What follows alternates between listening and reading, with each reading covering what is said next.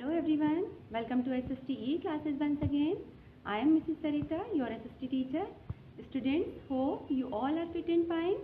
Today we will start our new chapter in civics, understanding laws. So watch the video carefully and answer the questions asked in the end of the video through comment box. Let's start. बच्चों आज हम पढ़ेंगे first, do laws apply to all, क्या कानून सब पर एक समान लागू होते हैं। सेकंड, रूल ऑफ लॉ, ये क्या है, किसने इस रूल ऑफ लॉ को स्टैब्लिश किया।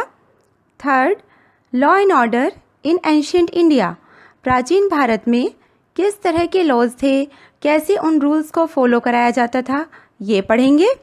Fourth, law and order in British time, British time में लॉ की कंडीशन क्या थी, कौन कौन से आर्बिट्रेरी या अत्याचारी कानून बने। Fifth, role of Indian leaders in the evolution of the rule of law during the colonial period, हमारे इंडियन लीडर्स का ब्रिटिश शासन के दौरान रूल ऑफ लॉ स्टैब्लिश करने में क्या योगदान रहा। Sixth, adoption of the constitution, हमारा देश आज़ाद हो जाने और नया संविधान बन जाने से कौन कौन से नए नए लॉज सिटीजन्स की वेलफेयर को ध्यान में रखकर बनाए गए, ये सब पढ़ेंगे। So students, let's begin. Students, जैसा कि आप अब तक पढ़ चुके हो कि parliament is in charge of making laws, इसमें से भी कितने ही लॉज के बारे में आप फैमिलियर भी होंगे, as specify the age of marriage, age of voting, buying and selling of property etcetera. अब हमारे सामने फर्स्ट क्वेश्चन है कि क्या कानून सब पर एक समान लागू होते हैं। Do laws apply to all. Students, come to page number 43। यहाँ चैप्टर स्टार्ट हो रहा है एक एग्जाम्पल से, जिसमें एक्सप्लेन किया गया है कि एक गवर्नमेंट ऑफिसर हैं, उनके बेटे ने एक क्राइम किया है, तो डिस्ट्रिक्ट कोर्ट ने उनको 10 इयर्स की जेल की सज़ा सुनाई है। इसमें वो गवर्नमेंट ऑफिसर जो क्रिमिनल के फादर हैं, अपने बेटे को छिपाने में, उसको बचाने में उसकी हेल्प करते हैं, और क्योंकि वो पॉलिटिकली एंड इकोनॉमिकली स्ट्रॉन्ग हैं तो इस बात का फ़ायदा उठाते हैं। अब हमारे सामने क्वेश्चन ये है कि क्या एक गवर्नमेंट ऑफिसर का यह एक्शन सही है, क्या उन्हें अपने बेटे को इसलिए बचाना सही होगा कि वो पावरफुल हैं। नहीं, ये बिल्कुल रॉन्ग प्रैक्टिस है और ये बिल्कुल क्लियर केस है वायलेशन ऑफ लॉ का। मीन्स कानून का उल्लंघन करना, लॉ को डिसओबे करना। स्टूडेंट्स, जैसे कि आप पहले भी यूनिट फर्स्ट के चैप्टर में पढ़ चुके हो कि हमारी constituent assembly that is the maker of Indian constitution, उन्होंने क्लियर बोल दिया था उसी टाइम पर कि इंडिपेंडेंट इंडिया में कोई भी अपनी पावर का मिसयूज़ नहीं करेगा, जिसके लिए उन्होंने हमारे कॉन्स्टिट्यूशन में सो मैनी प्रोविजंस रखे to establish rule of law in our country. क्या है ये रूल ऑफ लॉ? ये एक आइडिया, प्रिंसिपल या सिद्धांत, एक प्रोसेस, मैकेनिज्म या एक नॉर्म है according to which all person in independent India are equal before the law, कि स्वतंत्र भारत में सभी लोग कानून की नज़रों में एक समान होंगे। इस तरह हमें अपने फर्स्ट क्वेश्चन का आंसर मिल जाता है कि यस, इंडिपेंडेंट इंडिया में laws apply to all. Now your second topic is rule of law. आइए बच्चों, इसको थोड़ा और डिटेल में समझते हैं। हमारे कॉन्स्टिट्यूशन में क्लियर कह दिया गया है कि हमारा लॉ किसी भी पर्सन के साथ जेंडर, कास्ट या रिलीजन के बेस पर कोई डिस्क्रिमिनेशन या भेदभाव नहीं करेगा। That all laws apply equally to all citizens of the country and no one can be about the law, कोई भी व्यक्ति कानून से ऊपर नहीं हो सकता, चाहे वह गवर्नमेंट ऑफिसर हो, वेल्दी पर्सन या कोई अमीर आदमी हो, यहाँ तक कि देश के सर्वोच्च नागरिक प्रेसिडेंट भी कानून से ऊपर नहीं है। किसी भी क्राइम या वायलेशन ऑफ लॉ के लिए स्पेसिफिक पनिशमेंट एंड प्रोसेस बनाए गए हैं, जिससे कि अपराधी को पनिश किया जा सके और सबको समान रूप से न्याय मिल सके। यहाँ हमारा सेकंड टॉपिक भी रूल ऑफ लॉ क्लियर हो जाता है कि हाँ, स्वतंत्र भारत में कानून की नज़रों में सब लोग एक समान हैं। अब बच्चों, हमारे माइंड में क्यूरियोसिटी बनती है कि ये तो हम इंडिपेंडेंट इंडिया की बात कर रहे हैं, लेकिन हमारे एंशियंट इंडिया में, प्राचीन भारत में हमारा लॉ सिस्टम कैसा था। And this is our third topic also. Students, आप बिल्कुल फोकस करके समझिए, बहुत इंटरेस्टिंग टॉपिक है और इम्पॉर्टेंट टॉपिक है। तो देखते हैं एंशियंट इंडिया में किस तरह चलती थी कानून व्यवस्था।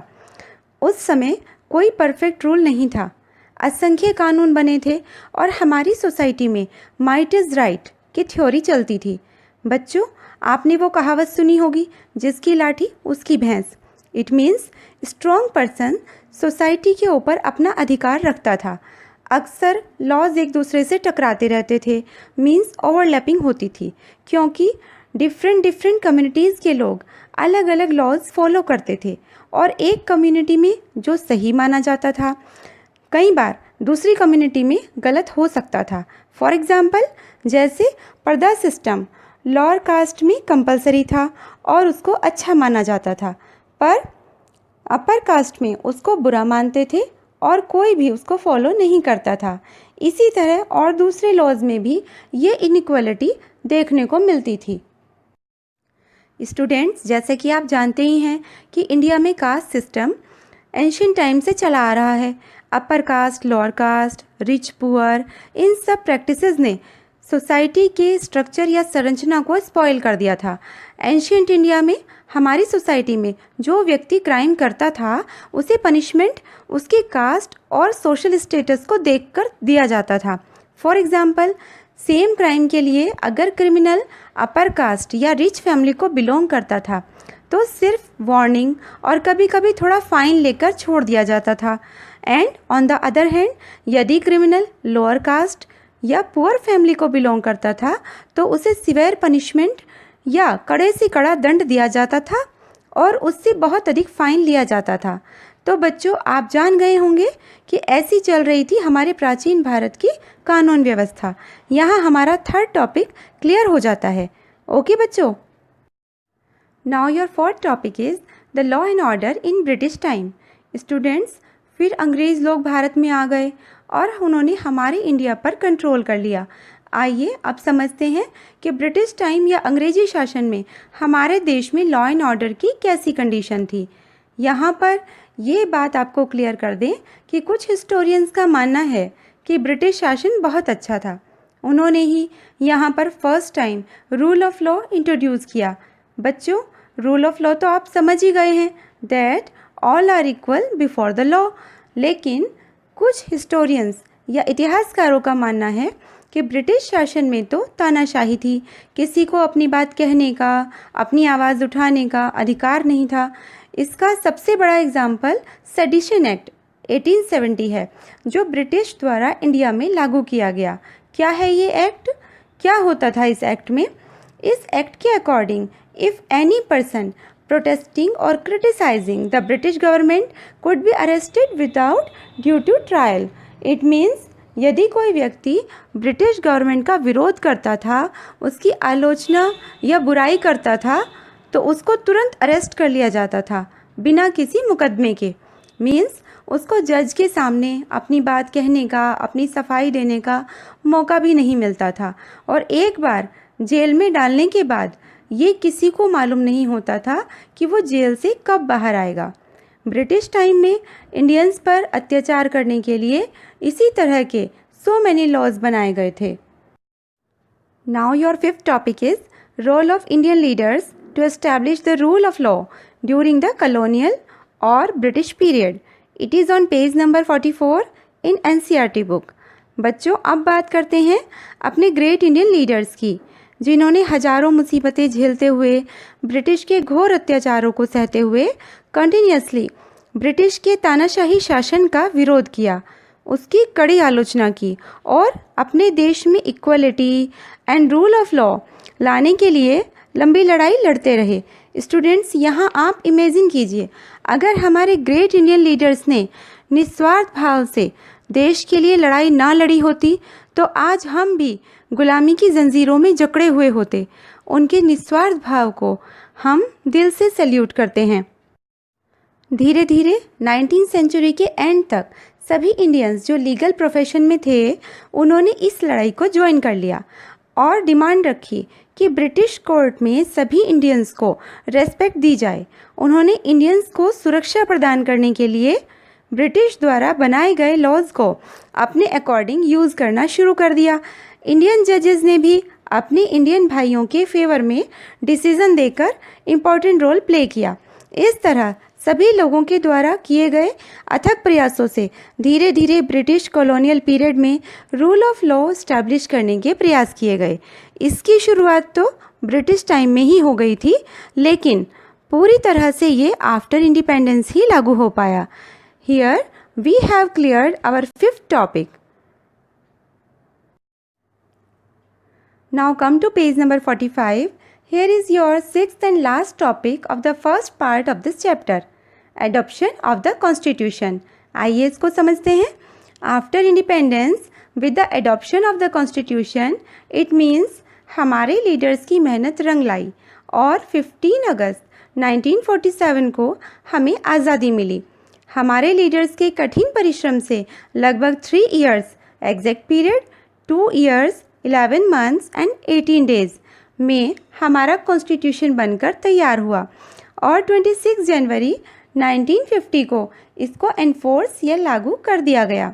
तब से इसकी स्ट्रॉन्ग फाउंडेशन के बल पर हमारे यहाँ अनेकों लॉज बनाए गए। ओल्ड लॉज को रिन्यू किया गया। For example, the Hindu succession amendment act 2005 में बनाया गया, जिसके according sons, daughters and their mothers can get an equal share of family property. It means Hindu succession amendment act 2005 के बन जाने से अब बेटों, बेटियों और उनकी मदर्स को फैमिली प्रॉपर्टी में बराबर का शेयर मिलेगा। Similarly, new laws have been enacted to control pollution and provide employment. Means प्रदूषण कम करने और रोजगार के नए अवसर प्रदान करने के लिए नए नए लॉज बनाए गए। तो चिल्ड्रन, आज हमने टॉपिक्स पढ़े।